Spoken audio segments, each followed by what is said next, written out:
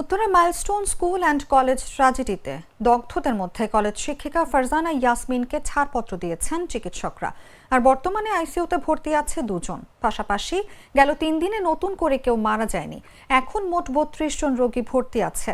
বুধবার বেলা 2:30টার দিকে জাতীয় বার্ন ও প্লাস্টিক সার্জারি ইনস্টিটিউটে এক সংবাদ সম্মেলনে এসব তথ্য জানান ইনস্টিটিউটের পরিচালক অধ্যাপক ডক্টর মোহাম্মদ নাসির উদ্দিন। পাশাপাশি বুধবারের পর থেকে বার্ন ইনস্টিটিউটে কোনো আনুষ্ঠানিক ব্রিফিং হবে না, শুধুমাত্র প্রেস রিলিজের মাধ্যমে প্রতিদিনের আপডেট জানিয়ে দেওয়া হবে বলে জানালেন প্রতিষ্ঠানটির পরিচালক।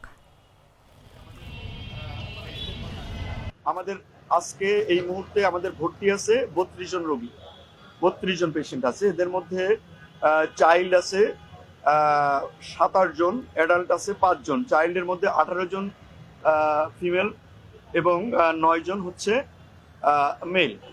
আর অ্যাডাল্টের মধ্যে আমাদের ফিমেল 3 জন, মেল 2 জন। আমরা আজকে একজন ফিমেল পেশেন্টকে আমরা ডিসচার্জ করেছি আজকে। যদিও আমরা বলছি যে আমাদের ডিসচার্জের মতো বেশ কিছু রোগী রেডি আছে, কিন্তু যেহেতু পরবর্তীতে ড্রেসিং করতে আসতে হবে, সেই জন্য তাদের কমফোর্ট জোনের কথা বিবেচনা করে আমরা হয়তো ধীরে ধীরে রোগীগুলোকে ডিসচার্জ দিই।